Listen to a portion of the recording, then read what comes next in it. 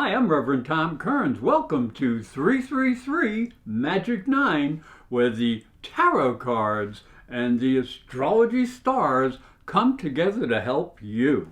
2023 has some days of power and days of challenge that you have to know about because they may affect your love, your money, or your career. So be prepared. I hope you will like this video and also press the little bell for notifications when my new videos come out. The tarot card for the first quarter is Justice. She sits on her throne and holds a sword in her hand, which can cut both ways.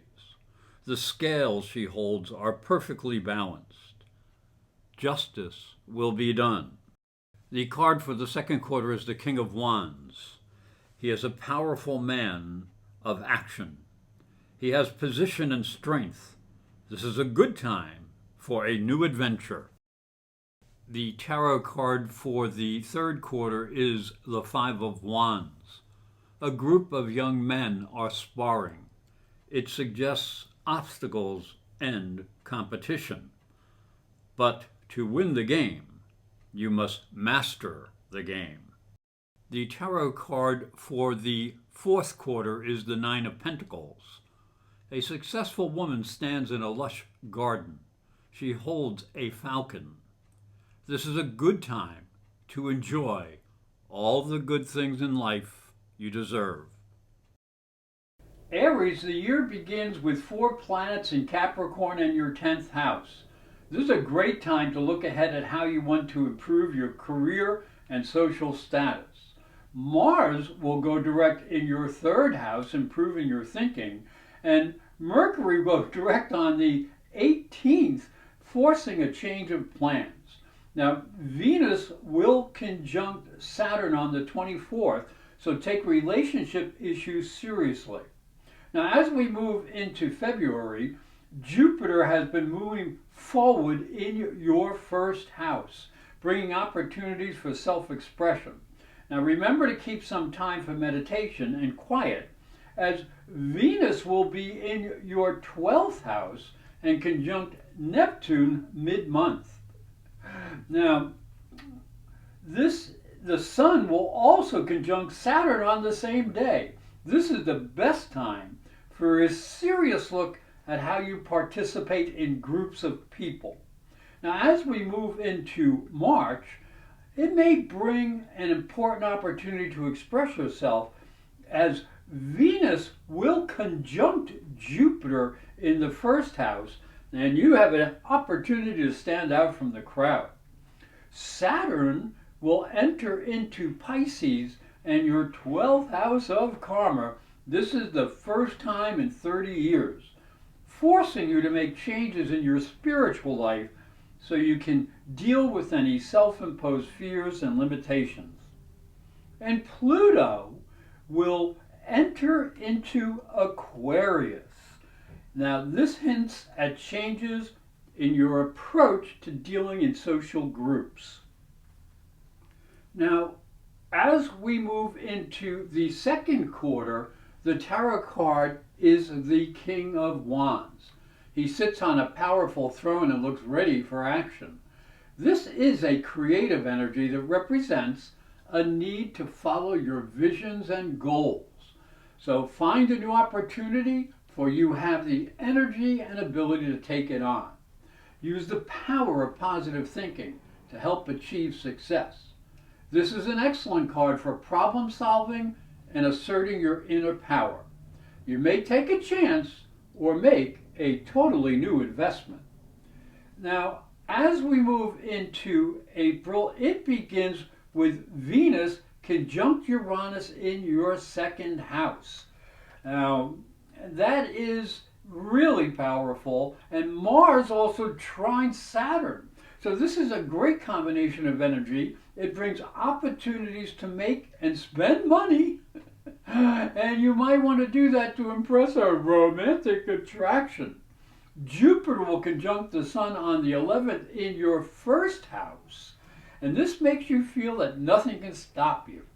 But there is a total solar eclipse on the 20th, And this warns you to slow down, as impulse can overcome common sense. Now, May will start with a powerful full moon that is building, and it warns you to stay out of emotional conflicts over money and sensual issues. Communication and finances get better after the 14th, as Mercury will go direct in your second house, and Jupiter enters Taurus also into your second house on the 18th. Now, new opportunities may come to you, but watch your budget, because Jupiter loves to spend too much. Now, as we move into June, it also starts with a full moon, which can bring travel opportunities. And be careful on the 5th when Mercury will conjunct Uranus, and that's a little bit unstable energy, and you could be a little wild. So be careful, because Saturn will also turn retrograde in your 12th house, which asks you to take some time to improve any hidden limitations that you may have or psychological issues. And Pluto will return into the 10th house, asking you to review any career plans that you might be considering. The tarot card for the third quarter is the Five of Wands. It shows a number of men sparring with each other. This may not represent an actual battle, but rather a practice session. It represents there may be a competitive situation or some type of obstacle in the way of your success. You may have to make some adjustments so you can meet the challenges of life. If you're willing to learn, you may yet win the game. Now, as we look down into the astrology, July begins with a full moon and Mercury conjunct the sun in the 4th house. So you have to separate emotion and logic, or there will be tension between home and career responsibilities. So balance them out. Now, Neptune begins the month retrograde in your 12th house. And you really need to consider your deeper spiritual needs and how you can remove your limitations. Now, make sure you control your criticisms at work when Mars will oppose Saturn, who's also in the 12th house on the 21st. Venus will go retrograde in the 5th house on the 22nd, asking you to reconsider creative and romantic pursuits, because that's going backwards. So be careful. Now, as we move into August, the full moon is in your 11th house, square Jupiter. And that suggestion may be too expressive for your own good. And Mercury retrogrades on the 23rd, so take care of all the details at work. Be ready for changes in financial issues, as Uranus will also go retrograde on the 28th of the month, and that is in your second house of money and finances.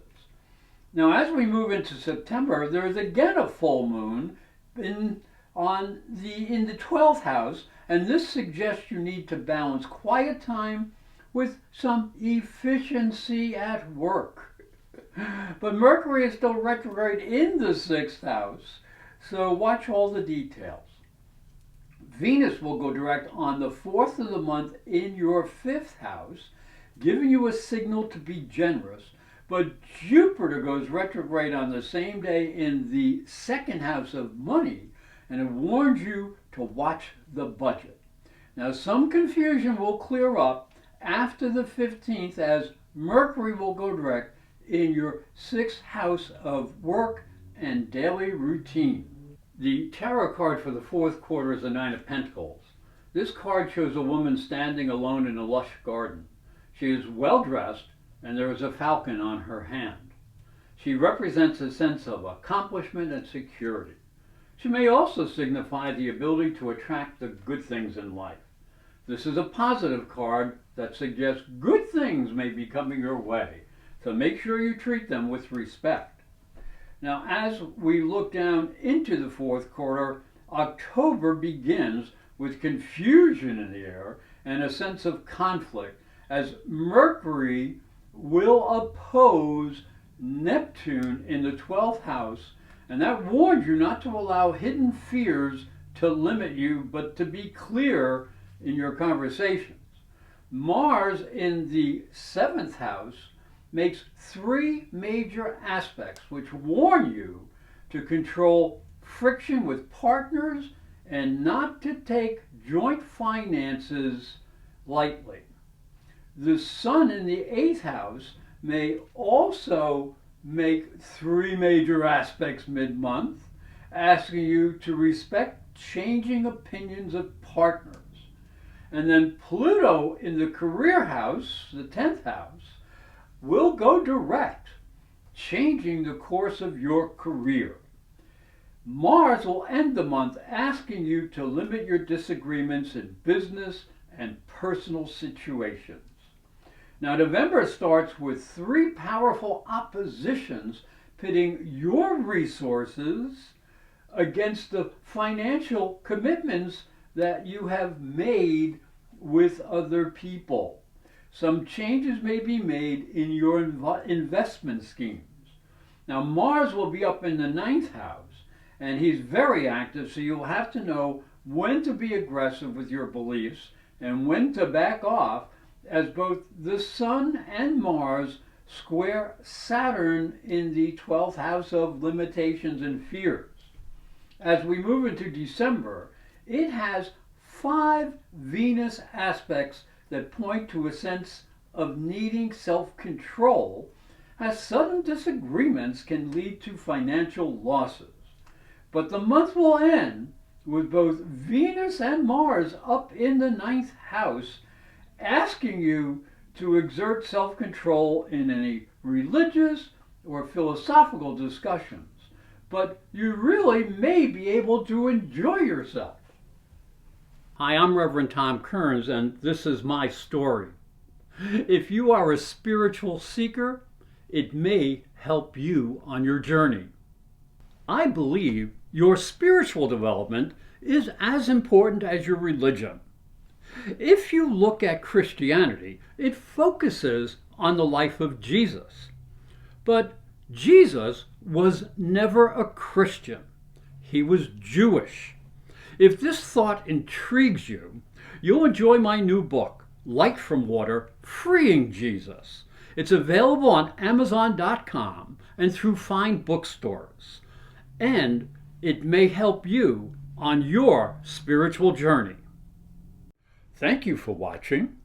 Thank you for listening. Please like this video, subscribe, and ring the little bell to be notified when new videos come out.